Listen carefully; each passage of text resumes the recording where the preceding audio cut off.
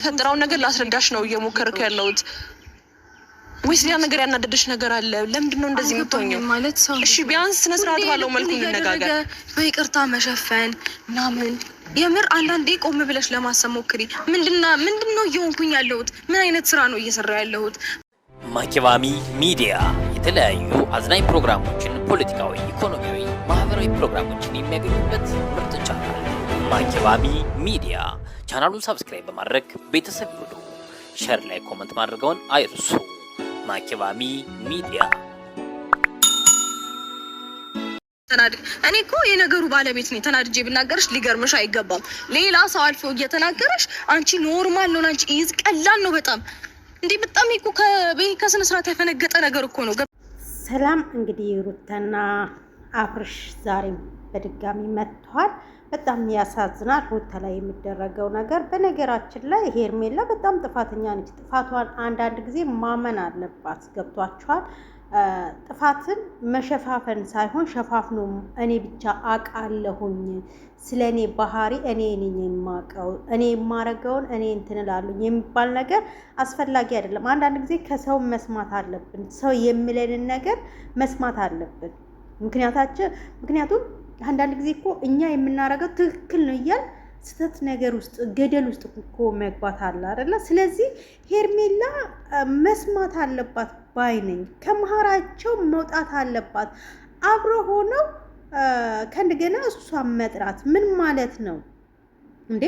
ከእሱ ጋር ብዙ ነገር ያሳለፈች ልጅ አሁን አንድ ላይ መሆን ከአብርሽ ጋር ሆነ እሷን መጥራት አስፈላጊ አይደለም።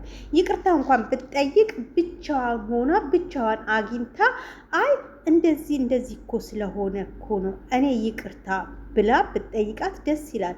ግን እቺ ልጅ መጣች፣ ከአብርሽ ጋር ሆና ነው የመጣችው። ምን እንዳላት እውነት ነው። ሴት ልጆች ነን እንጠረጥራለን እንዴ?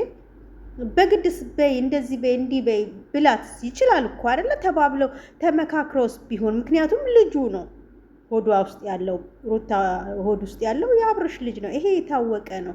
ስለዚህ ተመካክሮስ ቢሆን እቺ ልጅ ትጮሃለሽ፣ እንዴ ትሆኛለሽ፣ እንዴ መጮህም እኮ መብት አላት እኮ እንዴ። እሷ ያልጮኸች ማን ይጮሃል? እስቲ ሁላችንም እንፍረድ። በመሃላቸው ውስጥ ለምንድን ነው የምትገባው? እሱም ቢሆን እሱ ለነገሩ አያውቅም።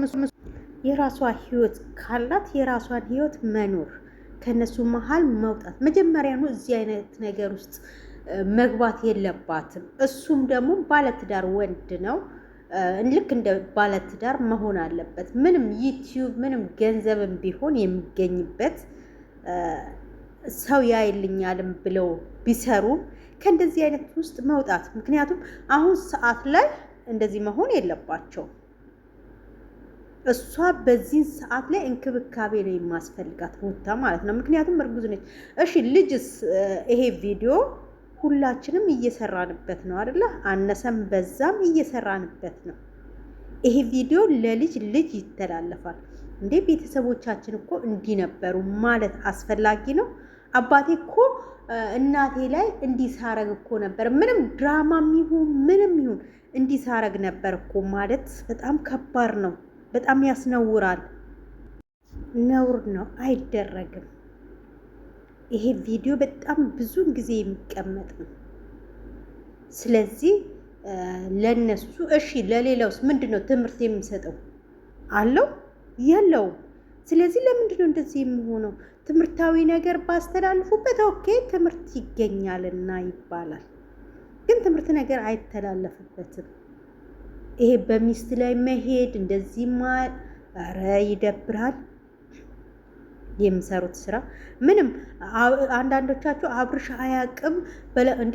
ሳያውቅ ነው እንዴ እሷን እንደዛ ሲሆን የነበረው ከእሷ ጋራ ከሄርሜላ ጋራ እንዴ? እያወቀ በደንብ ያውቃል። ለምንድን ነው የማያውቀው? ህፃን ልጅ አይደለም እኮ እንዴ? እሷ እንደውም ተመስገን ነው ማለት ያለብን። ሩታ ተመስገን ሰላም መሆኗ ደህና መሆኗ። ምክንያቱም የሆነ ነገርስ ብትሆን እርጉዝ ነች፣ የሆነ ደም ብዛት ምናምን ደም ግፊት ቢዛት በመሃል ላይ ማለት ነው እሷን እንደዚህ ሳናድዱ ይሄ ነገር ጥሩ አይደለም። የእውነት ይሄ ነገር በጣም ከባድ ነው። ለወደፊታቸውም ከባድ ነው። ለማንኛውም ቤተሰብ ላይክ ሼር እያደረጋችሁ አበረታቱኝ። ማኪባሚ ሚዲያ ነኝ።